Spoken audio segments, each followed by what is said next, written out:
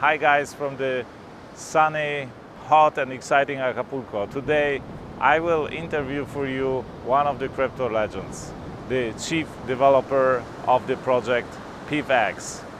He wants to keep his image private, so let's respect his privacy and conduct this interview anonymously.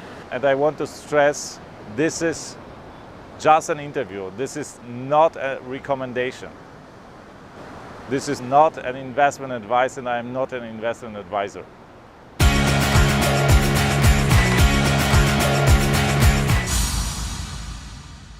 Hi guys from Acapulco. I am talking to Fuzzbawls today. Yep. He is the chief developer of PivX. How did you come up with the idea? What was the reasoning behind the project? I'm not actually the chief developer. We don't actually have a chief or lead developer. Okay.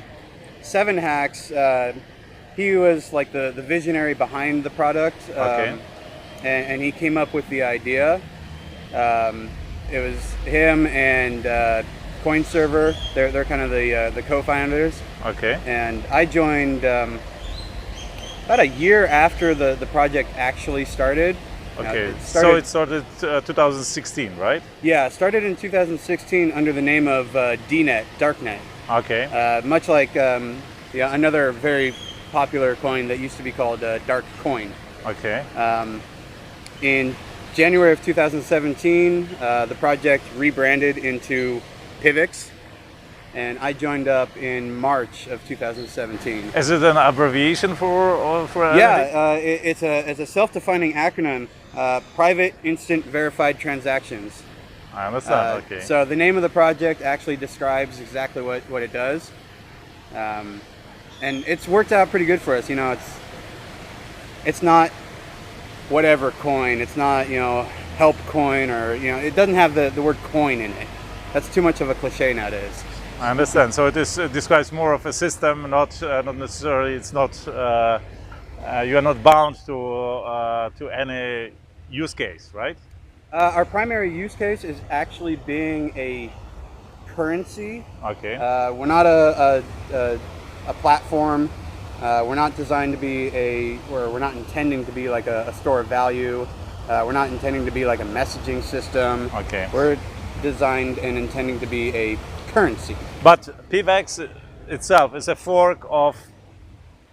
It is a code fork from Dash. Okay. Much the same way that Dash, Litecoin, just about every other Bitcoin-like coin out there, Yeah. is a code fork from Bitcoin at some point in time. Okay. So what are the, let's say, the main differences between PivX and Dash and maybe even Bitcoin, if you will? Yeah. So one of the main differences is we're focusing primarily on privacy and speed. Comparing to Dash, a long time ago, at one point, Dash introduced what they call private send, Right. and they still have that feature. Okay. It's there. It works. It's been attacked a couple times, not specifically attacking Dash, but the whole coin join and like tumbling type of privacy. That's been attacked a number of times. You see, websites that are Bitcoin tumblers. Right. It's not completely private. Absolutely. Right. So what is the type of privacy you have? we use zero knowledge proofs. Okay. It's the zero coin protocol. Okay. So and- like Zcoin or Zcash, right? Similar to Zcash, more similar to Zcoin. Zcoin and PivX both use the same library. Okay. There are differences between how the library works between Zcoin and PivX. One of the main differences that I can point offhand is we allow direct private sending to an outside source, an external address.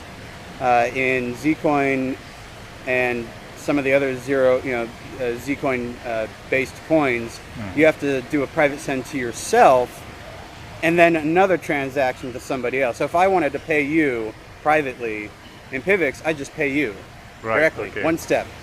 And some of the other coins, I have to do a private send to myself and then a regular send to you. I understand. Okay.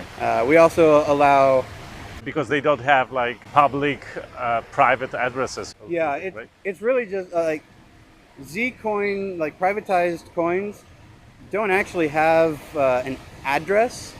They have a proof. Right. Like a raffle. You know, if you enter into a raffle, you get Right. one half of the ticket. Right. Right. And that just proves that you have a ticket in Right. the hat. Yeah. Okay. Very, very similar with Zero Coin.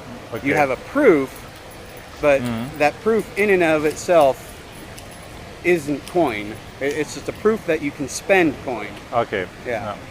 Tell me, what's the vision of PivX? I mean, how do you see yourself in 1 in 2 years in comparison maybe to other private coins there are?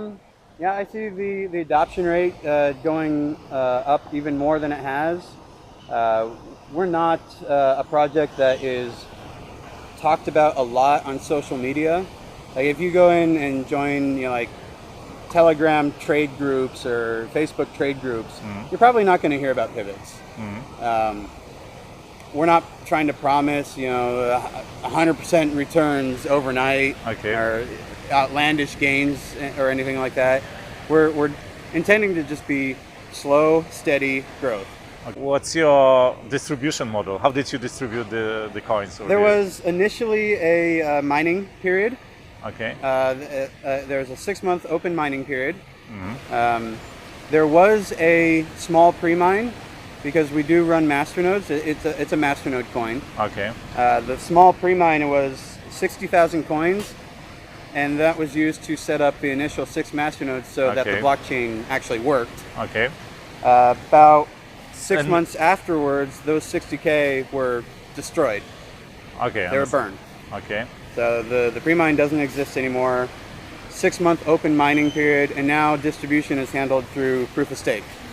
Okay, so the open mining period, how many coins were produced? That was, oh gosh, that was way before my time. I don't know the exact number. It was double-digit millions. And what is the total number of coins? The amount of circulating supply right now is just shy of 55 million. Okay. Yeah. And is it capped at some point, or it's not capped by an arbitrary hard number in the code. Okay. It's capped by way of fee burning. In Bitcoin and in most other proof of work coins, when you send a transaction, there's a transaction fee. Okay. Where does that transaction fee go? It goes to a miner. Somebody gets paid the transaction fee. Yeah. And that's actually how Bitcoin is hoping to sustain itself. Yeah, absolutely. When they reach the 21 million. Yeah. What about PivX? How does it work? PivX, we burn our transaction fees. They're not paid to anybody. Okay. And in a sense, by not paying them to anybody, they're actually being paid to everybody. Right. Does that make any sense? Yeah. They don't go to anyone, so everyone benefits. Yeah, everyone benefits, right. Yeah. So the value is distributed, so to say, in the, okay. And because we burn transaction fees, the limit on supply becomes limited by use. Okay. We do have a static reward amount. Like every 60 seconds, 4.5 PIV are generated. Okay. That is a limit. Every 60 seconds, 4.5 PIV are generated. Okay. So there is like a small inflation, but its percentage is getting less and less, right? Okay. The 4.5 per 60 seconds. That's pretty constant. That's the inflation. Yeah. The counteraction to that is the burning of transaction fees. So you got coin emissions, transaction fees, and it ends up reducing the inflation further. Okay, so at the end probably there will be a negative inflation, right? It's very possible. Okay. As the number of transactions per block or per second, whatever you want to say, increases, the amount of emitted supply decreases. So you can actually get to the point where there's a negative inflation. What is the main unique selling point of PivX when you compare it to others? The privacy, first and foremost, that's our main focus. Also the speed. I mentioned 60-second block times. That means that the maximum amount of time you'll ever wait for a transaction to get its first confirmation is 1 minute. Okay. In addition to that, we have, this is a technology that Dash also uses. They call it instant send. We call it SwiftX. It's basically the same thing, where the transaction has 5 confirmations instantaneously. I understand. Okay. And that's, governed through the Masternode network. Okay. Recently, the market went down a lot. It was a major correction. How do you see the future, let's say, in the next month, in the next year? What's your perspective? How do you see it? Hard for me to say. I'm not a trader. Okay. I'm not even a fiat investor. Okay. I've put a grand total of $20 US into Bitcoin like 4 years ago. Yeah, I think it's for some people it's enough, right? I mean, I work in the industry, so I get paid in Bitcoin. I used to do freelance. I'm paid by PivX in Okay. Piv. Okay. So I don't.